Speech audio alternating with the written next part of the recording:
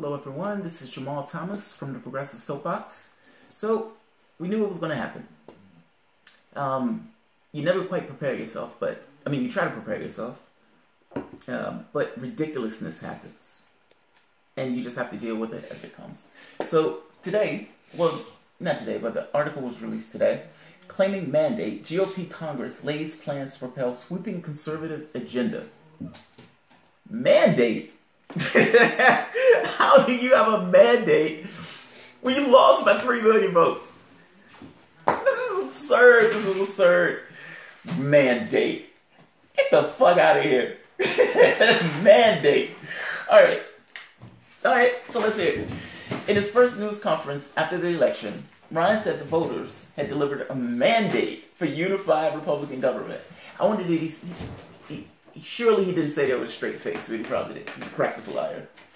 This year's agenda for House and Senate Republicans is clarity that was often lacked from Trump's own campaign.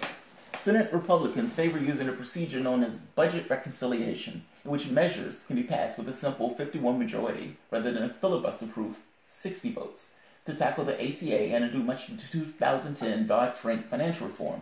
As part of the undoing of, wow, that's amazing. As part of undoing the financial overhaul law, some GOP leaders have begun planning strategies for how to effectively kill the Consumer Financial Protection Bureau. Wow, that is amazing. So they're essentially trying to say, all right, we're going to undo all of these policies that Obama put in, including many of the environmental policies he's been doing now. And we're doing this because we have a mandate, even though we lost by 3 million votes. That is amazing. They're trying to undo the tepid changes that Obama made, whether it's the Dodd-Frank law, which is essentially trying to take us back to a situation in 2007. Wow, that's amazing. So, following this crazy train of mandate and stuff they could just make up out of whole cloth, we'll go to our next story. House Republicans to gut ethics watchdog. So this is the story I woke up to this morning. It's actually pretty amazing, actually. They took a lot of heat for this. So specifically, the amendment would place the OCE under the oversight of the Lenient Ethics Committee and rename the Office of Congressional Compliance Review. The new group would no longer be able to release information to the public, employ anyone for a position involving communications with the public, or directly contact law enforcement without approval. It would also be prohibited from investigating anonymous complaints. So essentially, if you have an issue, yeah, you can't air that issue. They're essentially saying we don't even want somebody who has communications in their job title in the building. Wow.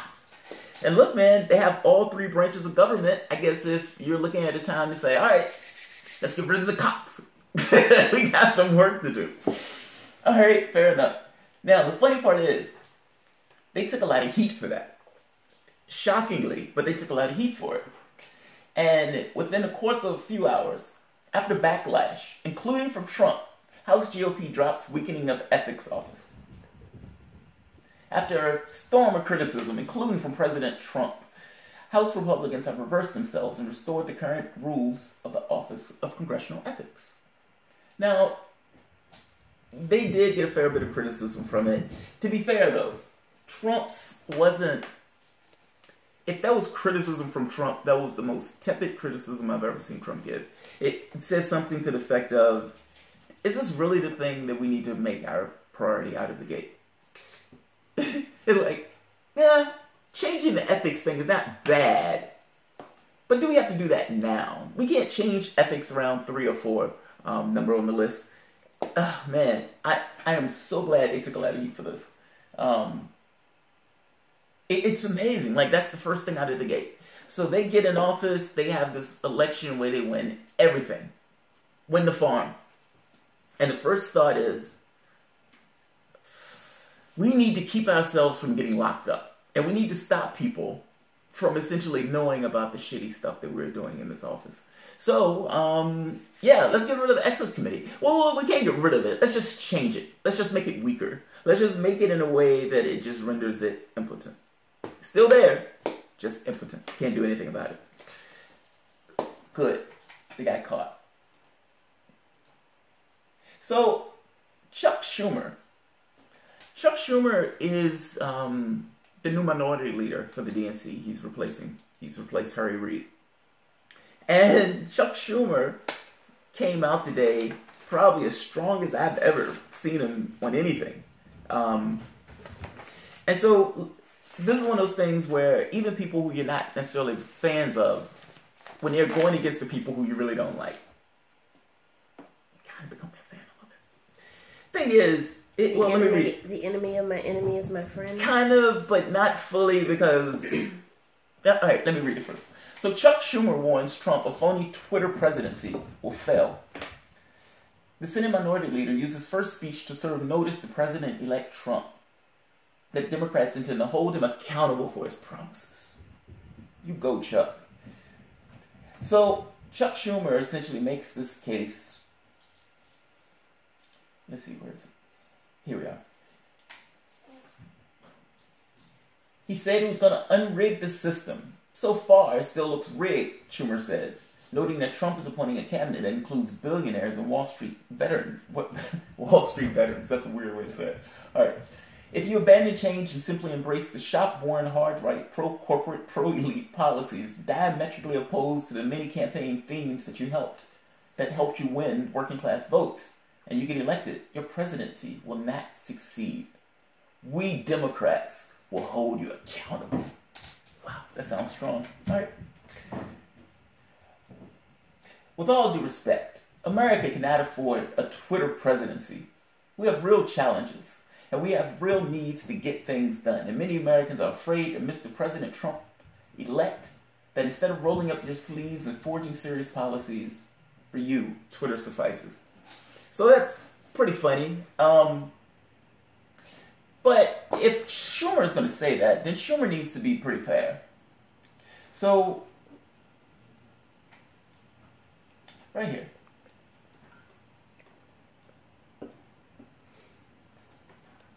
I love this line. If you abandon and simply embrace the sharp-worn, hard-right, pro-corporate, pro-elite policies diametrically opposed to the many campaign themes that help you win working class votes. I can't believe that's one sentence. My wife would have said, dude, you need to break that up. To get you elected, your presidency will not succeed. I actually like that one. It's kind of long. I like it though. All right, so let's take out hard right. But let's keep pro-corporate, pro-elite policies diametrically opposed to the many campaign themes. Dude, that's you. That's the Democratic Party. That's why your candidate lost. The amazing part is, as Chuck is saying this, he's to some degree agreeing with Trump that, look, going to the left actually helped you win. Which means that you went to the left of the Democrat in that race in order to win. Dude, you're talking about your party. You're talking about yourself. I like that you're kind of, beating your chest right now and all this other stuff. Wait till Trump gets in office, and I'll be more impressed if it happens then. But until then, this is kind of comical. I love it. All right, so let's go on to the next one. Oh, so I love this story because essentially Schumer is, in the well of the Congress, spitting fire for the Democrats. You can't be a Twitter presidency. If you're a Twitter presidency, your presidency will fail. Funny part is, I don't know what that means. Like, I don't know what it means for that presidency to fail one way or another because I don't know what he's trying to accomplish. But make America great again is not necessarily an accomplishment. Well, I guess it is, but it doesn't mean anything. But that's besides the point.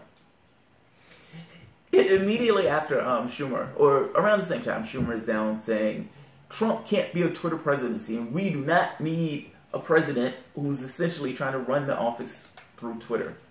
Trump is mean tweeting. Happy New Year's to all, including to my many, many enemies, and those that have fought me and lost so badly they just don't know what to do with themselves. Love. Why the hell is the love on there? I don't know what the love is on there. That's so random. But that's what makes it awesome. He's mean tweeting. You're the goddamn president. Why are you mean tweeting people? And look, man, the media made a really big fucking deal about this. Everywhere you went, they're like, Trump mean tweets, Trump mean tweets. Look at what Obama says. Look at what Trump says. Why are you making a big deal out of this? This guy has been this way the entire time. And look, it doesn't help your cause. Part of the reason that Trump won this election was because he was the other. He was not one of you. He wasn't part of the status quo, even though he is technically part of the status quo. And at the end of the day, he was supposed to be his own person. That's why he won. So shit like this, when he's mean tweeting and you guys are making a, hoopla over it, well, that doesn't hurt him. If anything, that makes other people say, look at him making a big, stink out of that stupid tweet. Or they may even like his bluster about it. Look, if he wasn't president, and if somebody had said this, I kind of like the trash talk. I don't necessarily like him a president. I think it's bad form. And to be honest, it's so comical to me that I can't necessarily get mad at it. Also, I found it a little, not frightening, maybe a little disturbing that he used the word enemies. All right. And I saw maybe a meme or some kind of graphic where they were comparing enemies and saying he didn't say anything like opponents or people who opposed me as opposed to fought me. It was like he took it personal. These people accosted him. You know what I mean? Like, my enemies. Like, who the fuck? Like, it's so juvenile for the position that he holds. But how is that any different than anything else he's done? Oh, no, I'm not saying it's different. And look, I make this case. Why can't I complain about the other shit he's done? You can totally complain about the other shit he's done. And look, I totally make this case about how making a big deal out of it just makes him stronger on this stuff. Like, you think back to all of the stuff that they hit him with during the campaign. Look, they had the grab him by the pussy video. Why are we talking about this? Like, he literally had a video where the guy's talking about grabbing people by the pussy. So, because he's the president. They're going to talk about every little thing that he does. I know, but people look at this and they think to themselves, A, they don't see the big deal about it. They may a little bit, but they feel like the media, for the most part, is making a big deal out of it. They look at it as, well, he's an outsider. It just strengthens his hand. I think it's ridiculous. I don't necessarily... Look, if you want to attack Trump, attack his policies. Show the disparity between what he says versus what he does. That's how you beat him. That's how you actually take him down. This stuff just makes him look better. And from an enemy's point, do you remember when Hillary Clinton said something saying that they were trying to get her or something like that, and the media like lost their shit about it, and she came back out and was like, no, I didn't mean that, they were my blah, blah, blah, whatever it was. She didn't say anything near enemies, and they jumped on her case about it. And I remember thinking to myself, why the fuck are they jumping on her case about it? I kind of feel this way about this too. They are his enemies. I mean, those people plotted his downfall. Me being one of them. I do not like him at all.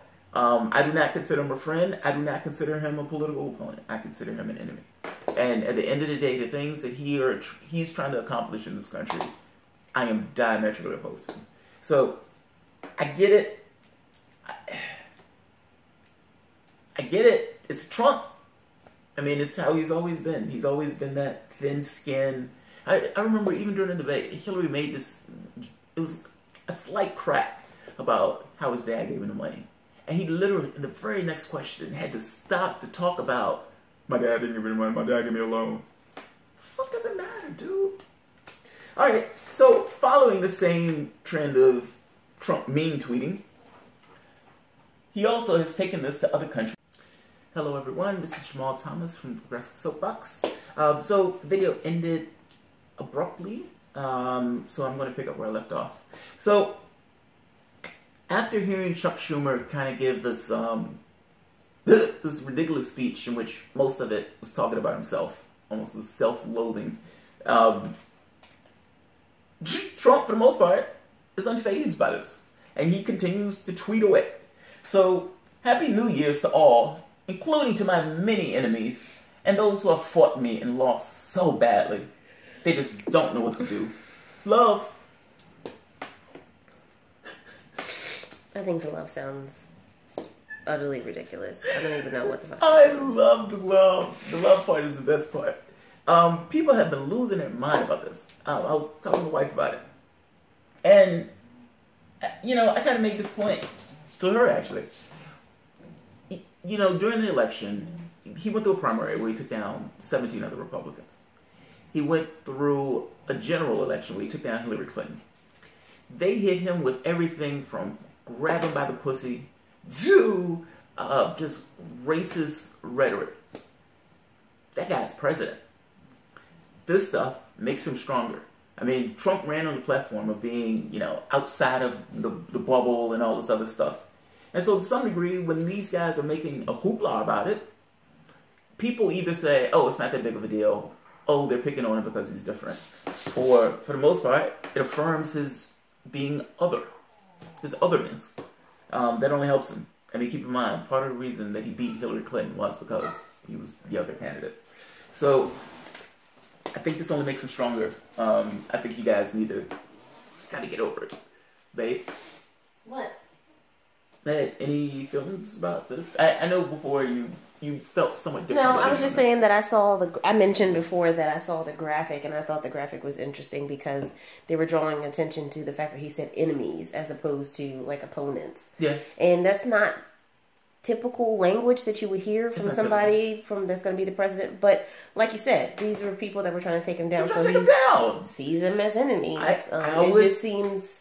Put it this way. So out of character, do you language-wise. In Obama, when he's 2 a.m, when he's in bed by himself, you know, you have, for the most part, no drama Obama, and everything is cool, everything's okay. 2 a.m, does he say to himself, those racist fucks? Like, does he see him as his enemy? I would wager he does. But that's again, honest. The difference is he ain't tweeting it. No, he wouldn't say it, but I gotta be honest, man. They are his enemies in the same way that they were Hillary's enemies and so forth. I don't consider him my ally at all. I consider him an enemy. I think the things that he's trying to do to this country will fundamentally wreck this country. So yeah, I consider him my enemy. So look, everybody knows their role. Fair enough? Like, everybody knows where they stand. I put it this way. I don't necessarily hate this tweet. I think it's funny and comical. And the last thing I want to do is give him a huge amount of attention for some stupid shit like that amounted to a tweet. It is absolutely childish. It is absolutely unpresidential. I agree. But it's a tweet, man. And my feeling is you're going to see a lot of stupid shit like that. And by the way, he continued to tweet. So with this tweet, he insults North Korea and China. So it's one thing when you're just tweeting about your political enemies in the country. It's another thing when you're creating foreign policy nightmares before your ass is even in office. On Twitter, 140 characters. He's creating international incidents 140 characters at a time. That's talent. It's something. It is something. So, North Korea just stated that in a final stage... let's just pull up. North Korea just stated that it is in the final stages of developing a nuclear weapon capable of reaching parts of the United States. It won't happen. I love how assertive he is always at the end of his statements. Love! It won't happen. He's always a strong man at the end. Exclamation points. Yeah, he loves his exclamation points. Is this really what we need to do? Like, they really need to attack other countries. I mean, look, at the end of the day, North Korea is a dirt poor country. And they've been using the little bit of money that they do have for weapons. It's a backwards country. It's amazing. Some of the people who were defectors from North Korea that would migrate or get to the South talked about, like, being shocked at seeing metal. And just, it's amazing. My point is, you don't need to drop a bomb on them. And test after test that I've seen fail miserably. I mean, some of the rockets were falling into the sea and whatnot. So I don't know if this is necessarily the right tact, you know, to go about tweeting threatening things to other country. Also, what does it won't happen mean? I don't know what that means. What, are you going to attack them? You're going to drop a nuclear bomb on them? What does that mean? You're going to mean tweet them? This is absolutely absurd, man. Please cut that shit out. All right. So I have some interesting news and some good news. All right, yeah. So I'm going to do this first. Let's do this one first. This is not good news. This is just interesting news. So the NAACP staged a sit-in to protest Jeff Sessions' Attorney General nomination. So Donald Trump chose Jeff Sessions, essentially somebody who was for the most part a devout racist, and that's not me making it up. That's literally the reason why he did not get the judgeship under Reagan.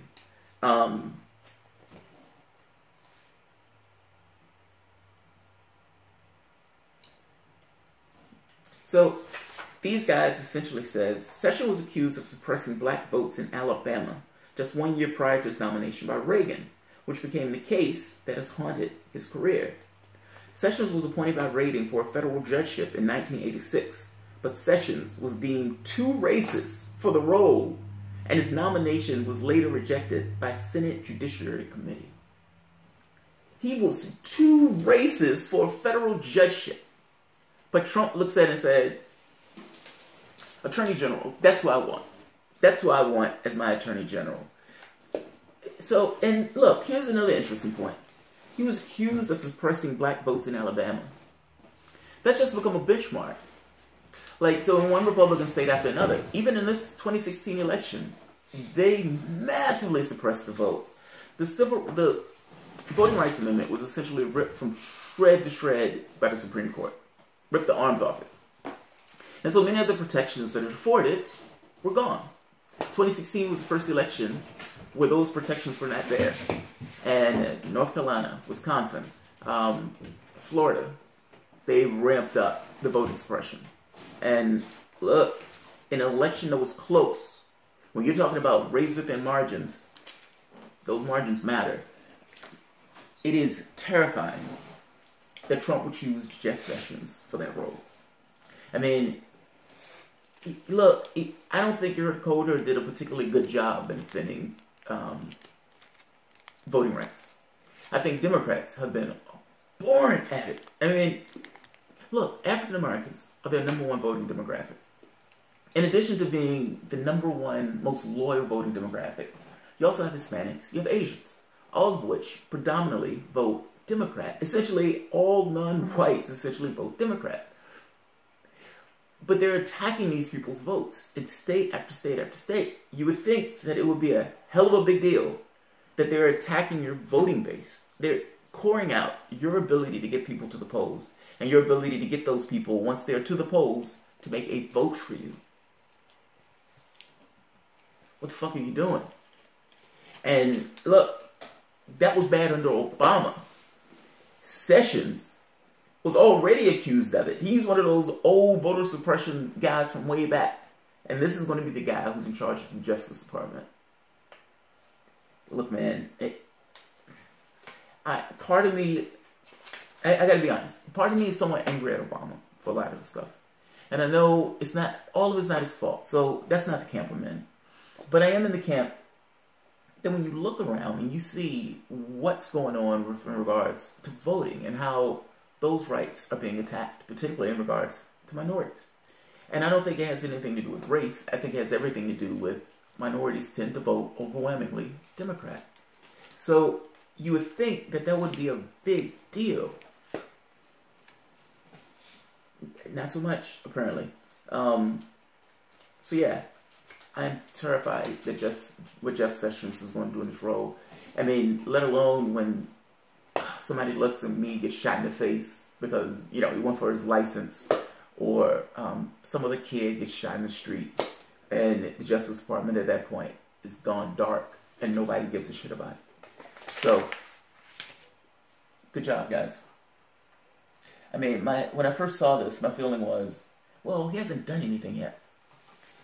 But the fact is, people are policy. And the fact that he put Jeff Sessions in that position speaks volumes. It's not like Jeff Sessions is somehow unbeknownst to Trump. No, he put him in that position for a reason. These guys got the jump on him, and I look resist, man. This is a good thing. This is a very good thing. All right. Obama signed his defense bill establishing anti-propaganda center.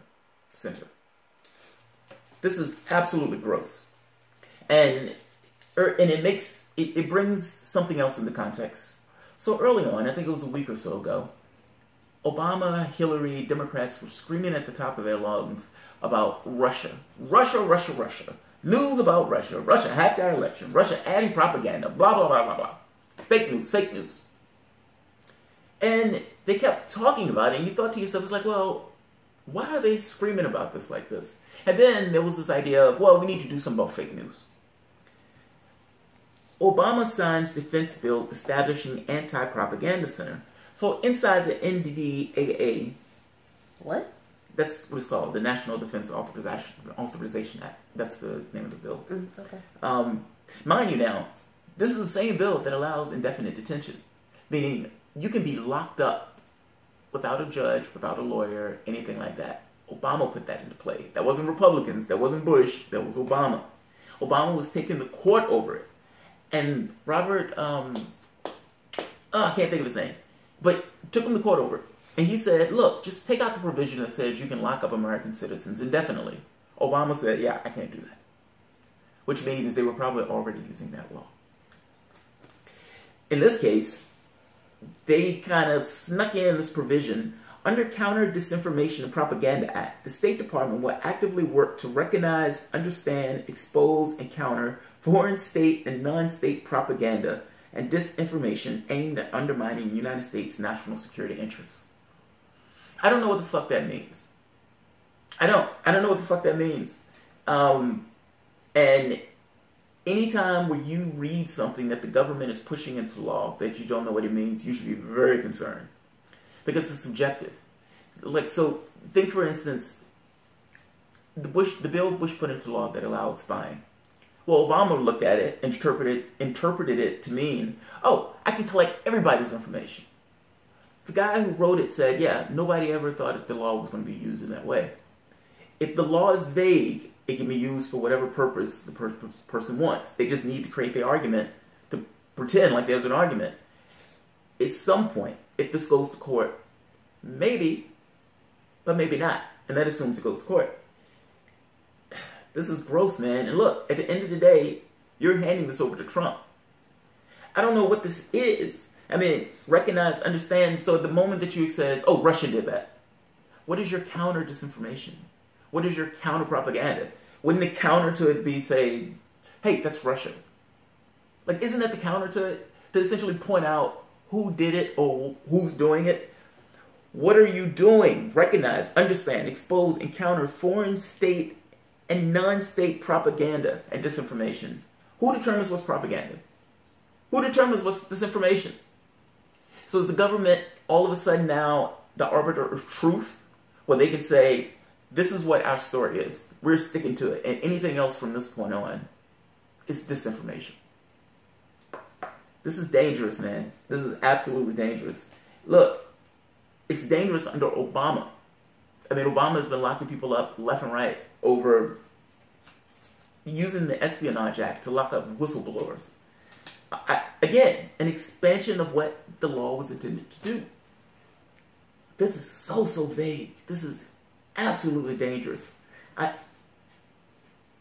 Look, the government has nothing to do with something like this. And we interact with other countries all the time, whether it's spying, whether it's cyber attacks. The idea that they're using claims about Russia when they haven't even displayed the evidence about it. And they're pushing this shit into law that's vague as all hell. And look, it got a veto-proof majority. They're spending $619 billion for war and military spending, including this bill. This is dangerous, man. Mark my words. This is going to come back to bite us in the ass. As a country, when I'm saying us. Alright. So, I'm going to end on two good notes. And I'm going to try to do this a little bit more. Oh, one last story. I'm sorry. No. I mean, no too good news. I'm going to try to do a segment called Good News. I can't think of a better name for it. And maybe there is going to be a better name for it. But 2 stories, and we're going to call it a day. So the first...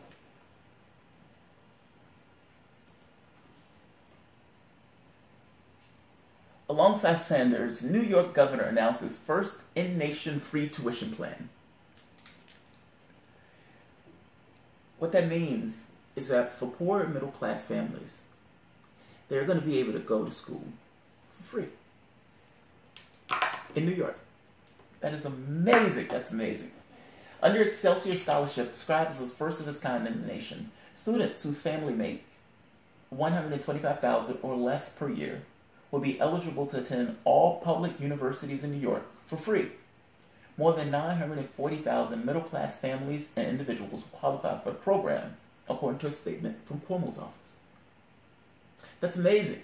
That is absolutely amazing. I mean, and here's the thing. It's somewhat sick as a society to say, we have all of this money for weapons and war. They're spending $619 billion to kill people and to spy on other people. Are you telling me that we can't afford to send our kids to school without paying $30,000 in debt? Like, imagine that, 21 years old and you're coming out with $30,000 in debt on top of your head. That money isn't going into the economy. That money isn't going into you getting married or to your life. That money is going into a bank. All because you wanted to get an education. You shouldn't be penalized for getting an education. And it helps the society as a whole for you to have that education. I love this. I absolutely love this. Good fucking job, Cuomo. And damn good job, Bernie. I love it. Absolutely love it. When I made Bernie my pick yesterday, it was for stuff like this. I mean, Cuomo said that they had started the program beforehand. But he chose Bernie to come and sit beside him for a reason. He wanted, to some degree, to cover himself. But he also wanted to be beside Bernie, because if he wants to run for president, he at the very least wants to look progressive. You see what happened to Hillary. He saw what happened to Hillary. So. What's Bernie reaching into his coat pocket again? Probably a joint. Oh. Knowing Bernie. All right, and for the last story. This story is personal to me, and I love it. Where is it? Right here. France, go back.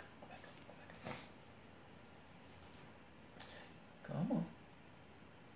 France introduces opt-out policy on organ donation. So France has instituted a policy that would essentially says everyone is an organ donor. Everybody in the country. Unless you indicate that you don't want to. Right. So it assumes, well, yeah, this person is an organ donor unless the person says, yeah, I don't want to be an organ donor.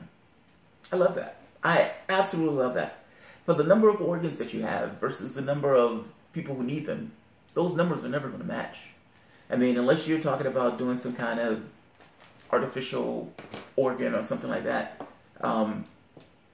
you're always going to have a disparity between the people who need organs versus the people who have them to supply. And so in this situation, it says, look, unless you tell me that you have a reason to not want to help somebody out with an organ that you no longer need, then we're going to opt you in. I love it. I fucking love it. And just for a quick aside on this. So this one is kind of personal to me. Because back in 95, when I was 17, I was diagnosed with kidney failure. And in a few years after that, I ended up with a transplant. That transplant failed, and I ended up getting another one several years later. It's a big deal. I mean, and it's one of those things that gives you a certain freedom in life to do things that you couldn't necessarily do before. And look, I wasn't on the boat of being sold on transplants. I thought that the rejections, the side effects, all those things outweighed the benefits. I was wrong. Not being chained to a machine for X number of hours makes a big difference. It makes a hell of a lot of a big deal. These organs change people's lives, and it changes them for the better. So France, fucking it. Good job. Good job. I would love for them to implement something like that here. Good job, friends. Alright guys, if you like the videos, like the video. If you like the content, feel free to subscribe. Have a good one, guys.